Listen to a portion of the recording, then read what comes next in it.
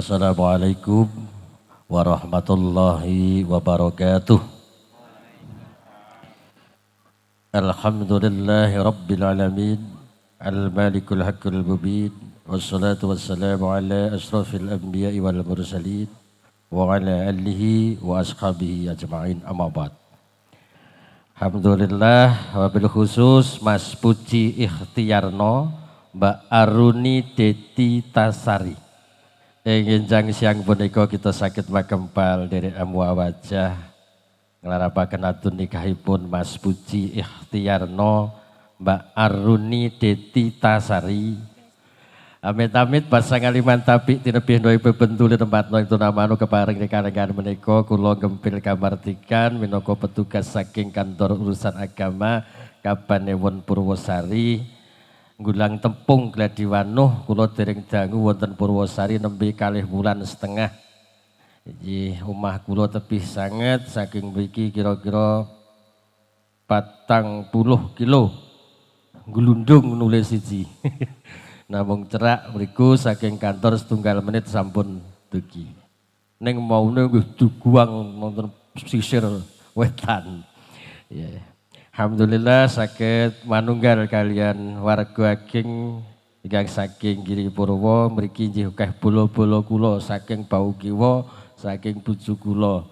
Iki kathah Pak Di Pak Lek wonten mriki. Ning kula ya ora buntel amplop lah ya ora ngerti nek waris gitu.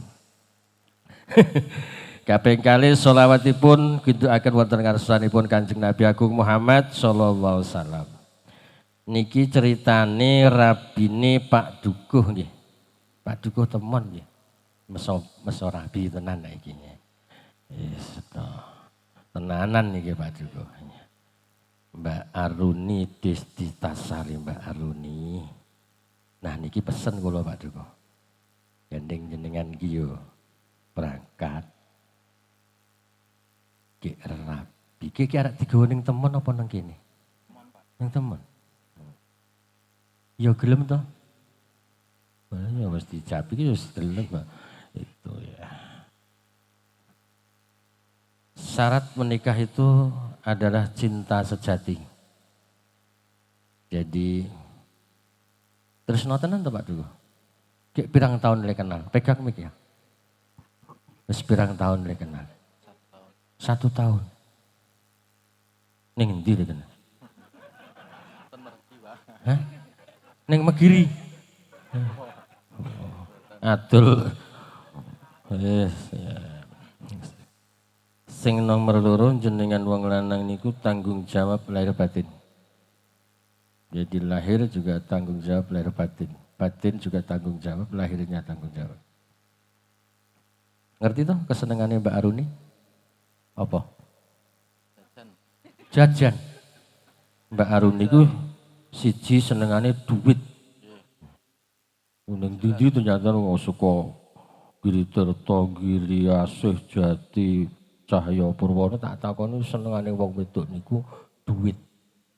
Mula kewajibane wong lanang goleke duit. Sing ping pindho sandangan. Jadi kewajiban wong lanang salah satunya memberikan baju pada istri itu kewajiban. Nek butuh. Neng wong wedok niku rasah ditukokke apa-apa seragam kok. Perut RT seragam, ibu-ibu Dasawesma seragam. Mau ana sing jambon-jambon. Terus PKK dusun seragam. Mlebu ning PKK desa seragam. Nek wong lanang ki Pak Agus iki ya karo kuwi, sing dienggo ki. Wingi aku ngejabe ning Gumeng kuwi, ning kecamatan kuwi ning nek wong wedok ora seragam. Ono sing abang, putu seragam abang. Terus napa jenenge niki? Kerudung. Niku ya kudu ora cukup 1 2 abang ngisor ya dhuwur abang. Ireng ngisor ya dhuwur. Sing nomor 3 omah. Gawe ke omah. Wis duwe omah to? Sampun. Nah cetole turu cetha jelas engko turu. Mbak Aruni sehat? Alhamdulillah Pak, sehat. Alhamdulillah sehat. Guru TK? Nggih. Ya apa-apa ditembangke nek wong Jawa niku. Bebek atuh sekali, mentok kan ada. Nah wong wedok itu wong Jawa niku seneng nembang niku. Nah, satu kewajiban perempuan itu selalu menyenangkan hati laki-laki. Jadi nek seko Pak Dukuh seko Bali Desa wis dumreng karo Pak Lurah. Gitu. Tekan ngomah jenengan jepaprut pun mesti lungone. Rondo. Jadi ora ono jadwal rondo kan ngerti ning ngomah jepaprut rondo Pak wong lanang. Mbok mancing kok ora mulih-mulih. Gitu. Wajah perempuan yang menyenangkan terhadap laki-laki itu adalah ibadah yang luar biasa, semangat bagi laki-laki. Sing nomor loro resikan. Wong wedok niku ya kudu resikan. Disawang wong lanang wis nyenengake, ambune ya wangi. Ora kok daster seminggu ora dikumbah, dinggo terus. Itu salah satu perempuan. Wajah menyenangkan, orangnya bersih. Gek sing nomor 3 nek iso basa karo wong lanang niku. Ngel tuturane. Basa karo wong wedok itu. Soalnya nek basa niku arep nesu ki ra wangon. Soale sing lanang ki arep nesu ki dibasani, Mas Puji Darung ora wangon. Ya diajeng ngono. Iki panggilan terbaiknya apa? Mas. Mas. Wis kuno. Wis kuno lho wong aku njeluk bojoke Beb sayang. Kok kowe isih Mas? Kan mongko larang saiki. Sayang ngono panggilan terbaik itu. Jiwa kedewasaannya dites di sana. Sebagai seorang ibu dukuh. Sesuk melu warisan dawos-dawos mah kowe kuak-kuak. Ngurus stunting ngono niku ya. Harus siap mental di sana. Soalnya dukuh niku tenan. Papan gone ujung tombok ya ujung tombak. Ditombaki karo Pak Lurah, ditomboki karo masyarakat, nomboki ning masyarakat.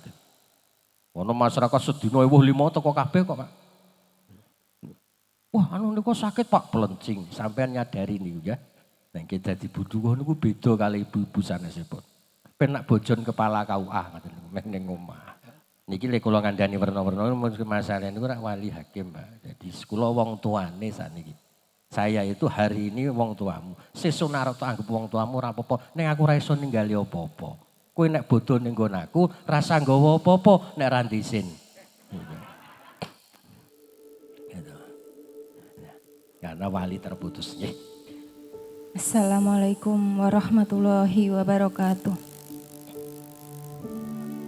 Astaghfirullahaladzim. Astaghfirullahaladzim. Astaghfirullahaladzim. Ashhadu alla ilaha illallah wa ashhadu anna Muhammadar Rasulullah. Ibu, ini anakmu, anak perempuanmu yang kau beri nama Aruni Destitasari. Nama yang kau berikan 27 tahun yang lalu.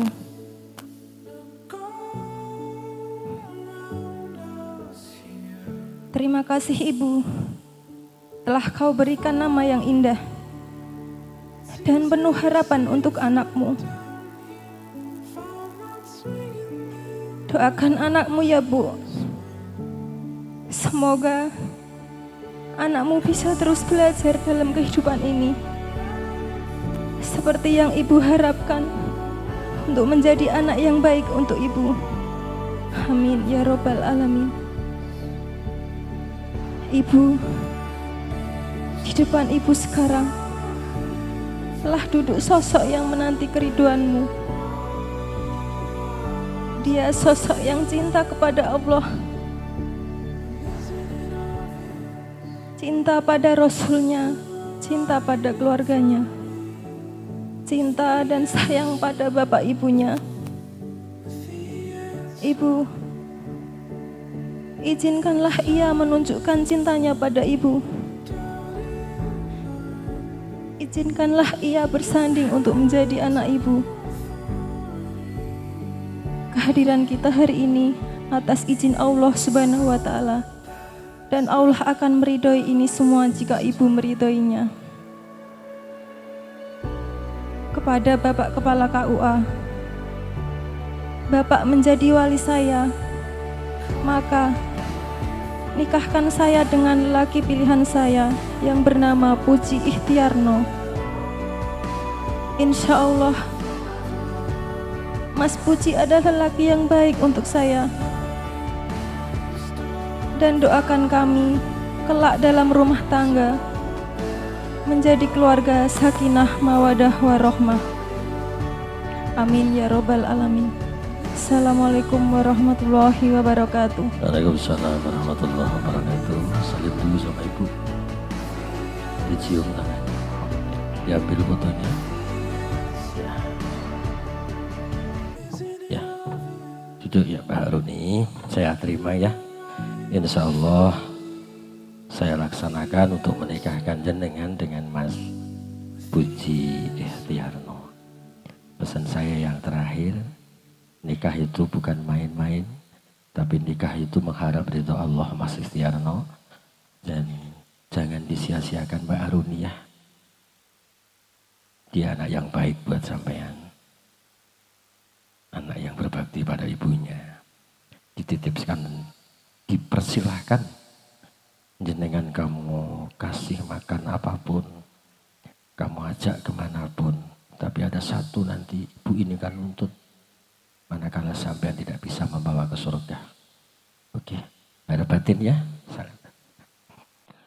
A'udzubillahi minasyaitonirrajim. Bismillahirrahmanirrahim. Innal hamdalillah nahmaduhu wa nasta'inuhu wa nastaghfiruh wa na'udzu billahi min syururi anfusina wa min sayyiati a'malina. May yahdihillahu fala mudhillalah wa la yudhlilhu fala hadiyalah.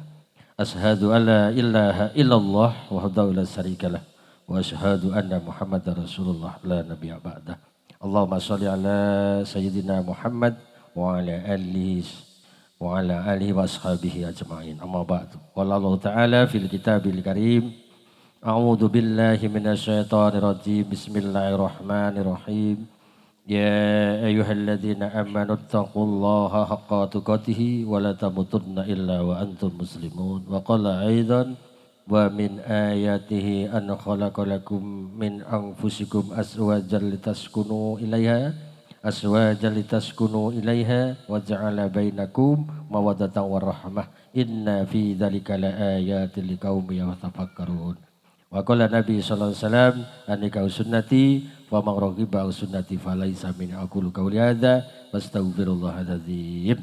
Monggo kita sareng-sareng maos istighfar kaping 3 so syahadat kaping 3 kula dherekaken. Astaghfirullahaladzim. Astaghfirullahaladzim. Astaghfirullahaladzim. Alladzi la ilaha illa wal hayyul qayyum wa atubu ilaih. Asyhadu an la ilaha illallah wa asyhadu anna Muhammadar Rasulullah. Asyhadu an la ilaha illallah wa asyhadu anna Muhammadar Rasulullah. A'udzu billahi minasyaitonir rajim. Bismillahirrahmanirrahim. Asyhadu an la ilaha illallah wa asyhadu anna Muhammadar Rasulullah. Rabbi billahi rabba wa bil islami dina wa bil muhammadin nabiyya wa rasulah. Rabbi zidni ilma. Usikum wa nafsih bitaqallahu faqad fadzal mutakun. Uzawijuka ma'awallahu ta'ala bihi min isyakin min ma'rufin au tasrihim bi ihsan. Saudara Puji Ikhtiarno, saya nikahkan Aruni Destitasari kepada engkau Puji Ikhtiarno dengan mas kawin, seperangkat alat sholat dan perhiasan emas 12,2 gram dibayar tunai. Saya terima nikahnya Aruni Destitasari binti Bapak Suwarto untuk saya sendiri dengan mas kawin tersebut tunai. Sah?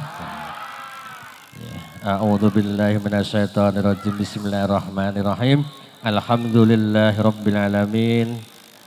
Hamdan syakirin, hamdan na'imin, hamdan yuafi ni'amahu wa yukafi majidah. Ya Rabbana lakal hamdu kama yanbaghi li jalalikal karim wa adimi sultanik. Rabbana la tuzigh qulubana ba'da idh hadaitana wa hab lana min ladunka rahmah innaka antal wahhab. Barakallahu laka wa baraka alaika wa jama'a bainakum ma fi khair. Rabbana atina fid dunya hasanah wa fil akhirati hasanah wa qina azabannar. Walhamdulillahi rabbil alamin. Insyaallah sah nggih Mas.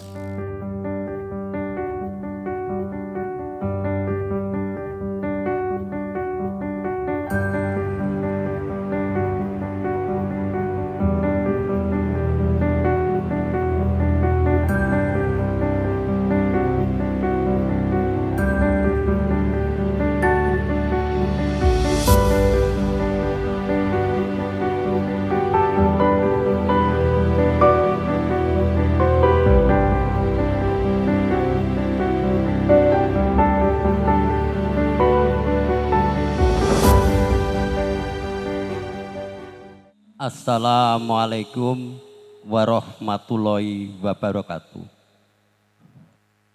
Baya ayuhal muslimun rahimakumullah, usikum bitaqullah faqad pasal muttaqon maksiron muslimin rahimakumullah. Talaikrako tukoti walatamu tuna ila wa antum muslim. Kasugengan sosih nugrahaning Gusti ingkang Hakaruloko mugi kajiro kasariro wonten ngarsa panjenengan dalasan kula. Mugi rahayu soh sewelasing pangeran ingkang mwelas lan muasih sawinantu sagunging karaharjan karahayon kabegjan kawilujengan. Mugi tansah kajiro wonten ngarsa jengan dikosa. Tinar buka kanthi purwakane ngatur semoga nun tansah ngunjukaken raos puja puji syukur wonten ngarsa dalam Gusti ingkang Agung. Karana sewilasing miwah barokah ingkang rumentah dumateng panjenengan sedaya dalasan kula prentuling lan estining manah. Daya-daya tinirasa asung swagata kunjuk sagunging para tamu minulya. Sak sampunipun lenggah satata pepak sinarojo kula ngaturaken sugeng rawuh sugeng lenggah awit karawan panjenengan sedaya. Tandha yekti nedhakaken raos katresnan boten saged ginambaraken madyaning rikalenggan punika. Madyaning rikalenggan punika panjenenganipun Bapak Yumanto badhe hangrakit sekar cempaka mulya amiwaha siwi. Awit keparengipun kula kapitedan sinaraya hambuka wiwaraning suka wenganing wicara darmaning gantha minangka jejering pambiwara. Wis dumugi wayahning mangsa kala dumawing kodrat Sri Atmaja pinanganten sarimbit badhe hanetepi tata upacara panggih. Mila saking punika kanthi pangidung pangrenggane pinanganten sarimbit wonten kersanipun Ibu Juru Paes ingkang kasliraning panjenengan Bapak Sujiyo Sasonoworo semoga katur. Ang leluri Laksita Harjo Olat edindaing budaya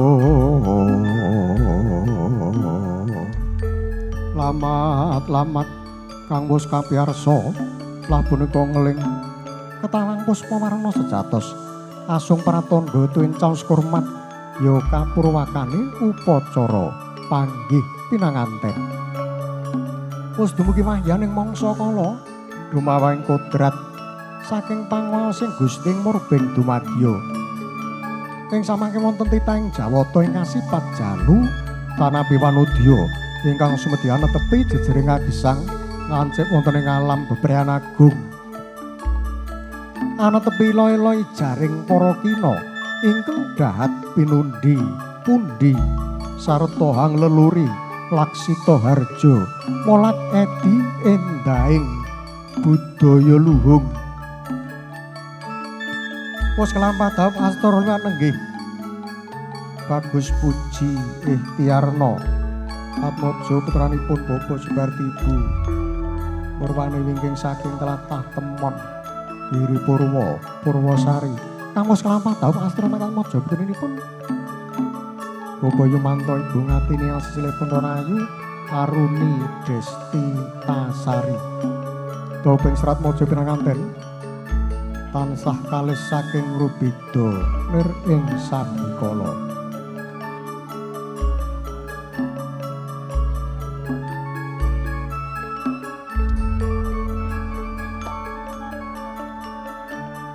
Sengkareng serat mojo pinanganten sarembit amratitesaken nggih tatarya srimpi saking telatah Widoro Giri Purwa Purwasari. Pengantin sarimbit jengkar saking Wisma Busana. Wusah ngagem busana. Katong amemba gagrag ayogya karta hadiningrat. Pengantin ora-ora ning tunggal. Tunggal-tunggal ngalore ing sajuga priya. Ingkang sawiji putri kang wis manunggal TKT bisa manunggaling cipta rasa lan karsane pinesti jatu kramane.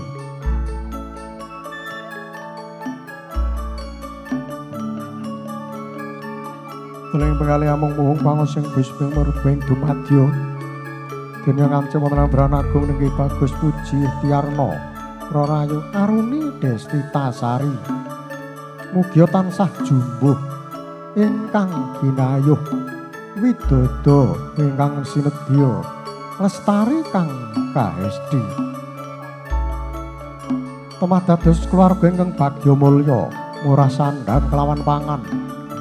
Keluarga ingkang sakinah mawaddah tuwin warahmah.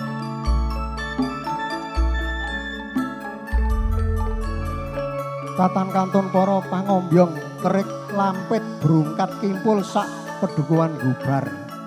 Sami asung panjurung donga pamuji mring pinanganten sarimbit.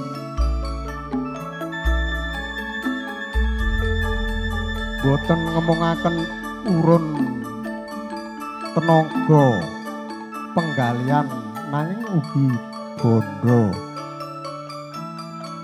Mugia pikantuk piwales ngarsaning Gusti Murbeng dumadya Samurawat mongkon dipun maringaken dumateng Serat Mojo pinanganten sarimbit.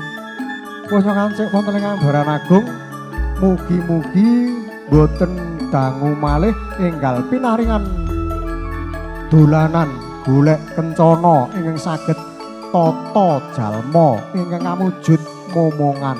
Allahumma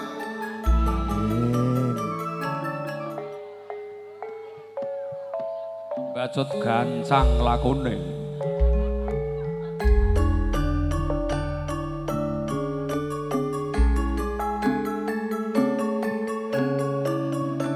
Lon-lonan denya jumangkah Serat Mojo pinanganten sarimbit jengkar saking Wisma Busana tumuju wonten ing sasana rinengga.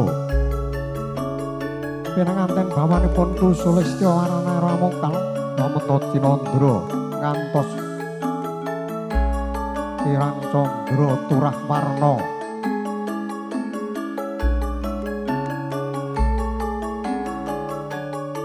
Dasar karenggoing busana angagem busana kang katong ora mung kalamenta sinawang saking katebian Kantun Prabu Tuwin Hamrabawa kang pinangka cucing lampan nggih patahipun wonten kalih telu sinebat patah sakembaran. Datan Kantun para putri Domas cacah kalih lajur sisih. Para putri Domas katesan saking kenya tuwin Jaka Tumaruna man pinter anggen merangadi busana wimbuh kawibawane asri lamenta dinulung. Mus dumugi ngajenging korining pangiwahan pangging pinanganten kapurwakan saking upacara balang-balangan gantal. Pinanganten putri balang gantal mring pinanganten kakung Datan Pantara. Pinanganten kakung kang balang gantal mring pinanganten putri punapa Tawredine. Gantal dumadya saking godhong suruh lininting tinangsunan lawe wenang kang mengku werdi sinandi. Godhong suruh lamenta dinulu siji lumah lawan kurepin nanging lamenta binigit padha rasane. Ingkang sajuga priyang samiji putri kang wis manunggal TKT bisa manunggaling cipta rasa lan karsane pinesti jatu kramane. Kami jambanipun kekanan pinanganten Putri wau mawi tirta mungguing bokor kencana anyaringi ical sarining Sukerta tulus mulya manggih raharja kambang-kambang kumambang Sekar Triwarna ingkang mungguing bokor kencana mawar melati mewah kanthil kang mengku werdi sinandi panjenengan wonten Brana Agung pinanganten saripun lamun to winawar ing tembuh manis sumantar kedaleng lati saged kumantil kantil wonten ing padoning netra tumanem tungtunging nala kelacangaken pecah upacara pecah tigan dupipun angan tiga kapatapan mantram dening Ibu Juru Subaka kapetak pecah padha sakala ingkang warni jenar mewah petak samiya misah-misah ingkang mengku werdi sinandi Poyangan wonten ing alam Brana Agung pinanganten saripit saged misah dumateng tanggel jawabipun tiyang sepuh mandiri pribadi. Tatan kantun para putri Doma cacah kalih lajur sisih. Ketadosan ingkang Jaka tuwin kenyang kang tasih marina parambene. Awit saking pinten anggenipun ngadi busana. Wingguh kami bawane asri lamun to dinulu. Lon-lonan tumuju wonten ing sasana Palenggan Cerat Maja pinanganten sarimbit. Dupi wis tumuju ing sasana Palenggan pinanganten ya lenggah jajar katon Prabu Dwena Prabowo. Sasampunipun satata lenggah ya kalajengaken upacara kacar kucur. Punapa to nastan upacara kacar kucur wau wonten ing mestane muga-muga besok rejekine manten saged lancar tur mancur-mancur. Kacar kucur kadadosan saking kacang kawak, gile kawak maune wong liya saiki dadi sanak.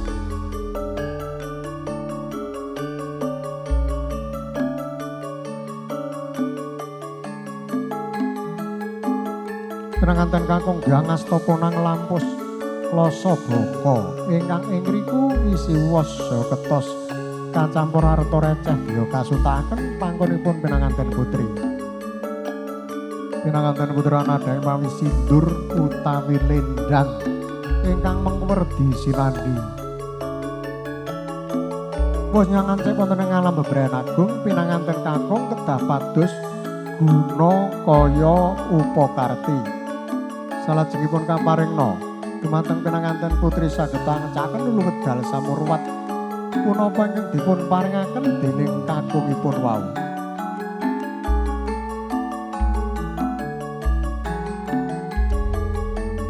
Wanya upacara kacar kucur biya kalajengaken upacara kembul dahar walimah utawi wonten stane upacara dulang-dulangan.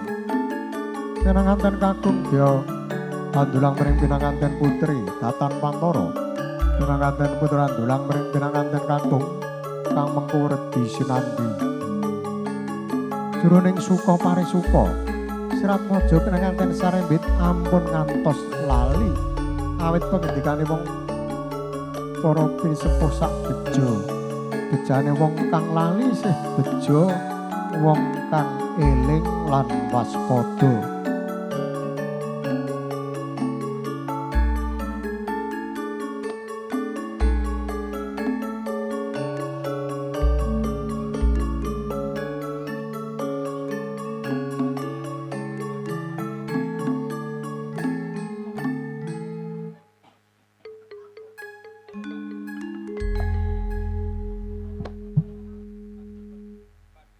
Purnaning upacara kembul dahar walimah kalajengaken upacara sungkeman nanging dilarang dicandra. Nggih kula nggih nggih ngoten lho. Ning kita sajeng sungkeman riyen Pak niki mari kula.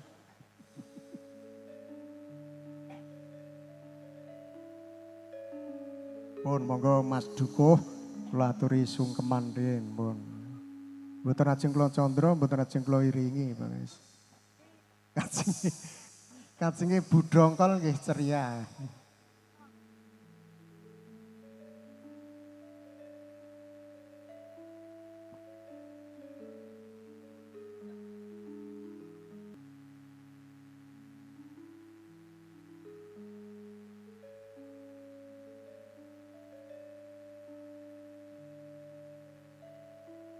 Bismillahi lawan nyebut asma Gusti ingkang maha loma sarta maha welas asih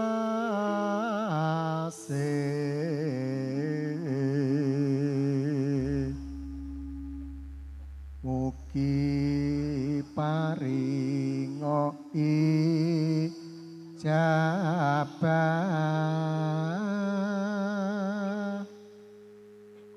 gong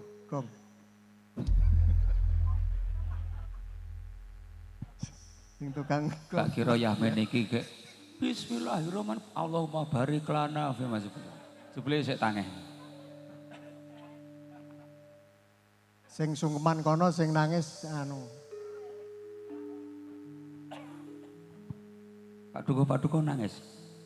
boten bahagia kok nangis Pak Duko sik nangis.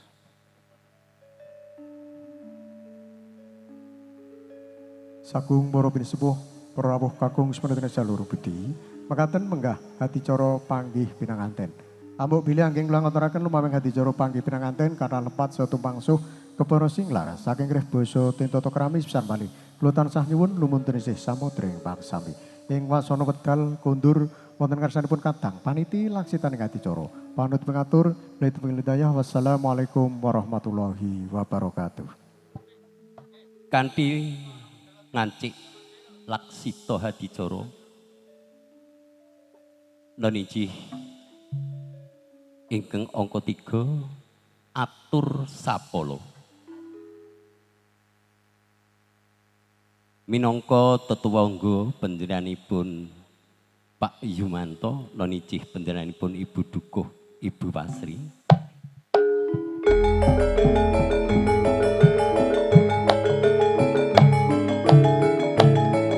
Assalamualaikum warahmatullahi wabarakatuh. Kasugengan sosih nugrahaning Gusti mugi tansah kajiwa kasarira dumateng panjenengan sedaya dalasan kula. Murwakani atur mbok bilih wonten keparengipun panjenengan sedaya kula dherekaken ngaturaken raos kunjuk syukur wonten ngarsa dalem Gusti ingkang Maha Asih. Awit saking rahmat hidayahipun ingkang sampun dipun paringaken dumateng panjenengan sedaya dalasan kula.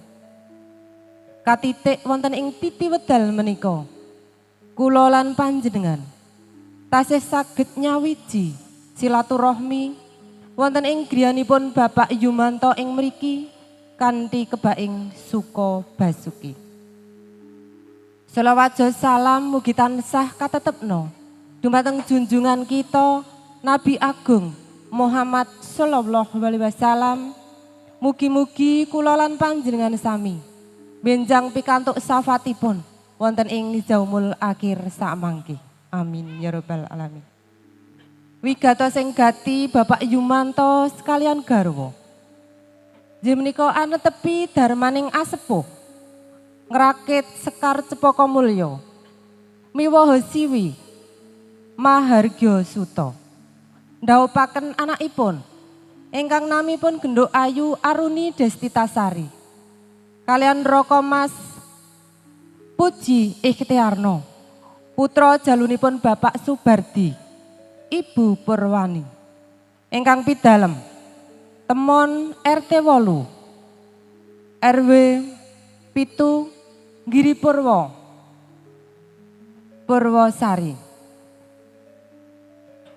Alhamdulillah awit saking donga pangestunipun sedaya para lenggah ijab kabulipun sang pinanganten sarimbit pinaringan kawilujengan pramila saking menika kasuwun para lenggah sedaya hanjenengi ngantos paripurna sakmangke Lan wonten ing titi wedal menika sang pinanganten sarimbit sampun lenggah wonten ing sasana rinengga pramila nyuwun tambahing donga pangestu. Mugi ndadosna keluarga ingkang sakinah mawaddah warahmah. Pinaringan putra ingkang soleh lan solehah. Boten namung kandhek wonten ing kaken-kaken ninen-ninen, nanging dumugi puputing yuswa.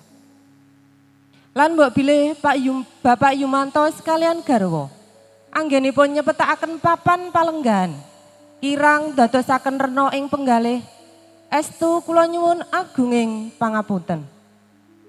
Lan mbok bilih sak mangke Bapak Yumanto sekalian garwa dipun ganjar rejeki arupi unjukan sarta daharan. Kasuwun para lenggah sedaya angrahapi kanthi mardu mardikaning penggalih. Kanthi ngicalaken raos ewet tuwin perkewet. Atur salajengipun katur wonten ngersanipun sanak kadang Mager Sari mitra karo Cinaket awit saking pambiyantunipun arupi bondo pambeo iguh pratikel hingga ndadosna rancak wonten ing pawiwan menika. Kula brayat mboten saged matur menapa-menapa. Namung sumende wonten ngarsanipun Gusti Allah. Mugi Gusti Allah paring lelintu murwat kalian menapa ingkang sampun panjenengan sedaya paringaken dhateng kula. Sagung para lenggah kakung miwah putri ingkang kinurmatan. Mbok bilih namung makaten anggen kula saged matur. Mbok bilih atur kula kapidanget, kapirsan napa malih kapenggalih kirang dadosaken rena ing penggalih. Estu kula nyuwun agunging pangapunten. Kanthi panutuping atur, wabillahi taufik wal hidayah. Wassalamualaikum warahmatullahi wabarakatuh. Kula ancekaken adicara salajengipun inggih menika sabda pangandikan saking penjenenganipun Bapak pisan ingkang hanjelirani sasana wedal kasumanggaaken.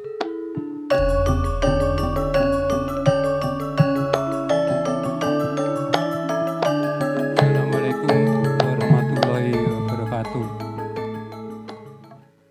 Para kadang warga muda ingkang kawula tresnani, cagung para rawuh kakung Sumawana Putri ingkang dat kinurmatan. Kawit kawula dapur kapiji saking janipun keluarga ageng Bapak Sebardi sekalian garwa ingkang sinengkuyung sedaya kula wangsa.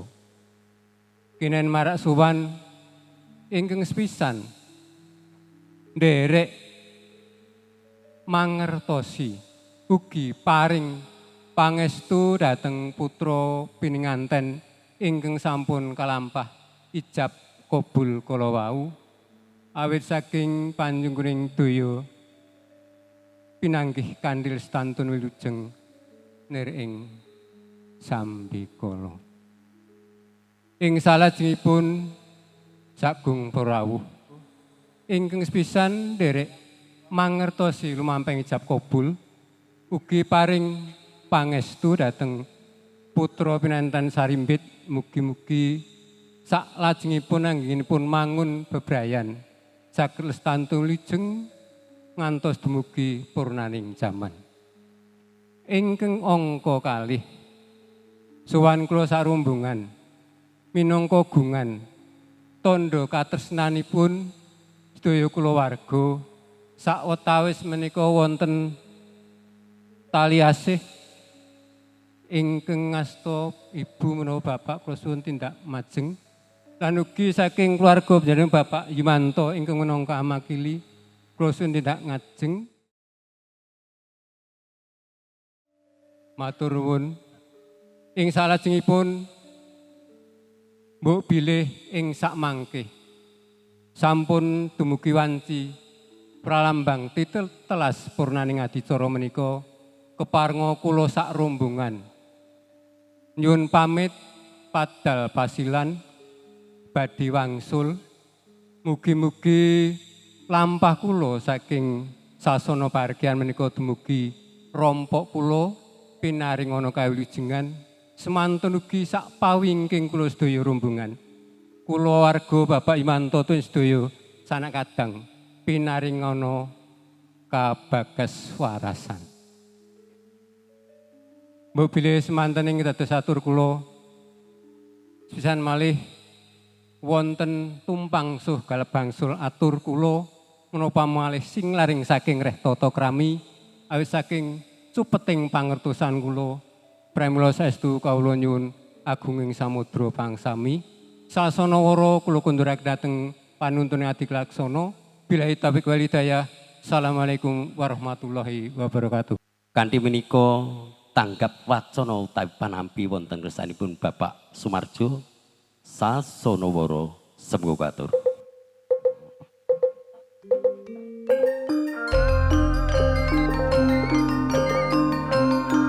Assalamualaikum warahmatullahi wabarakatuh. Alhamdulillahirabbil alamin wassalatu wassalamu ala asrofil anbiya wa mursalin Sayyidina wa Maulana Muhammadin wa ala alihi wa sahbihi ajmain amma ba'du. Ingkang sepisan kula ngaturaken sugeng rawuh lan ngaturaken matur nuwun wontenipun Bapak pisan sak rombongan.